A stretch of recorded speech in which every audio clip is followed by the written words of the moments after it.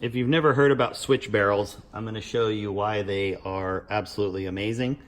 It does require having typically a custom gun and a gunsmith that knows what they're doing and ensures that your headspace is the same on pretty much every barrel that they make for you. So here's my my normal #1 gun. It's a Defiance Action. My other gun is a Defiance Action. They're both deviants. They're both essentially the same action. Their headspace, when done right, about half a thousandths from each other. This is just one of my barrels on there. I've got about 4 active barrels right now, and I'm going to show you why switch barrels are so awesome. First thing you're going to need is a good barrel vise. So you've got yourself a barrel vise like this. This happens to be the 21st Century. There's other brands that make them. They largely look absolutely identical. I can't really say that there's a huge difference between the good brands. There are some pretty crappy ones out there that could potentially damage your barrel, but I've used this one a ton of times and never had an issue with my barrel. Now, that doesn't mean it doesn't occasionally get scratched on the outside or something like that, but it's very minimal, if any, and it's not anything that ever affects performance. So you kind of have to let that go, but I promise you, if you saw my barrel, you wouldn't even know it went in this vise if you didn't know. The other thing that you're going to need is an action wrench. Now, this happens to be the action wrench for, I'm sure you can use it on some other 700 clones, but this one happens to be made for the Defiance. Hex end on one for a socket, and then this is your lugs.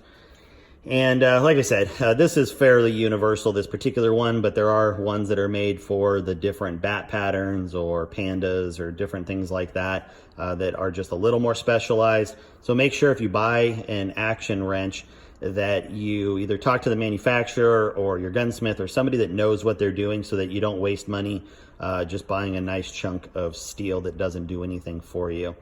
So now that you've got the 2 tools, oh, and let me mention, this is my other necessity, an impact driver. Now, you can either use an impact driver or just a regular, wrench if you want to. I just happen to find that it's quicker and easier to throw my impact driver on these. Now, if I'm at a match, like going to Nationals or Burger, Southwest Nationals, something like that, I'll take a hand wrench with me, obviously, and I know a lot of guys do the same thing.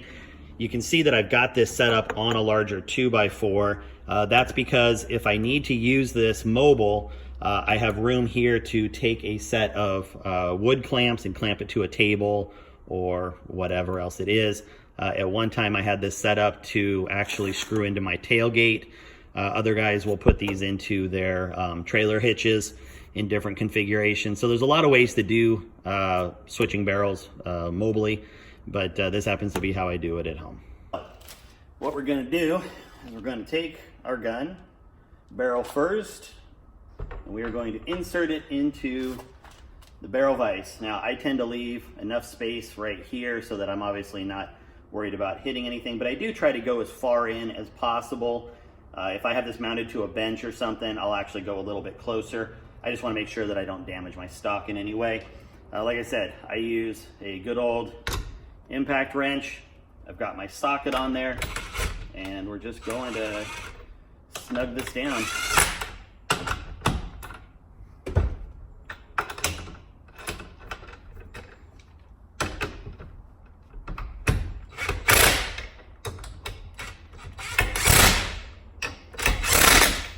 And that's it. So, ta-da, no hands.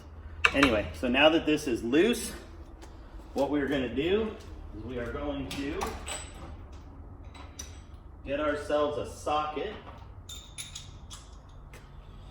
and I'll show you an example. So we're going to need a socket to fit over the end of the action wrench, and then I've got a breaker bar here. Just a tiny one, just a little breaker bar. You don't need much, just something that can apply a little leverage. And we are going to, if you can see over here, we're going to stick this into the lugs we're going to put our action wrench on it, or our action wrench into it. And I do tend to support the stock right here during this process, and we're just going to pop it, and that's it. So we are now done with this for the time being. Now, I'm always paranoid about dropping this, and I know that there's a lot of debate over whether you need to remove the scope. You don't, unless you're doing this wrong or by a different process. I have never removed a scope. I don't know anybody in my group that does. There's no need. My action wrench comes out far enough. There's no chance of damage. I'm not tweaking anything. Anyway, so I always keep this hand, I rotate with this hand, and I keep this one under here in case for some reason I don't feel it disengage from the threads. So I'm just supporting the scope, then the stock, then the scope, then the stock as I go around. And there are more threads than you realize on these things. And there you go. So now I have an actioned stock waiting for the new barrel. Okay, so here's the barrel that came off. Here is the barrel that's going back on. Now you might be saying, why are you even bothering doing this? You know, is this a brand new barrel? Is this a burned out barrel? No, absolutely not. A lot of this is done so that you can optimize the guns that you are using. To give you a good example, this barrel here has right about 1,000 rounds on it. I just finished getting it perfectly tuned. I shot a big match this weekend. I'm really happy with where my loads and everything is on this. I know I've got roughly another 500 to 600 good rounds on this, so I've pulled it. It's going to be my barrel that I shoot at Spirit of America this year. This barrel here has about 800 rounds on it. I'm in the final process of tuning it. I feel like it's shooting just a little bit better right now. It's going to be my #1 gun, and I will be reserving it for shooting nationals, which is the following week after Spirit of America. So I'll be taking multiple guns, but I'll also have multiple barrels, and this just gives me the option of knowing what barrel is shooting in what way with what load. And so the switch barrel situation isn't just, oh, I need a new barrel and I'm going to switch it out. It's really about tuning your barrels. It's about finding the combination of barrel and action and everything so that it works. And I've had guys where they've taken a barrel that won't shoot on one action, they throw it on one of their others, they do a little load development, and the thing's just a hammer.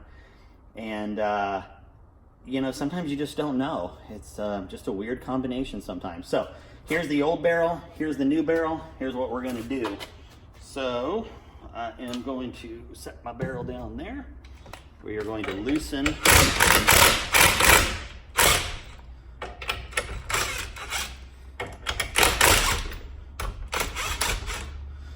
that. So here is the barrel I took off. Here's the barrel I want on. We are going to simply insert it of roughly the same length.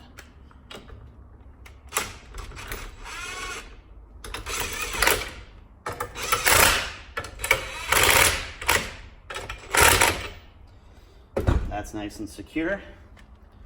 I now have my stock. Now, you know, I do put a little bit of anti-seize thread stuff on here. I just am a believer in doing that. I've never had a problem. I don't plan on it, so there you go. Anyway, I'm going to lightly get this started in the threads. And, I mean, you know it right away if you're on the threads or not. Obviously, if you feel any kind of cross-threading, you want to stop. Once I know it's on the threads, I'm not as concerned with anything falling off at that point, so I'm just going to keep rotating. Now, if I wasn't making this video, I would have been done a little while ago. So there's snug. So that's just hand tight. I'm now going to reinsert my action wrench. I'm going to put my breaker bar on, and literally it's just that. So we gave it one little snug, and that baby's done.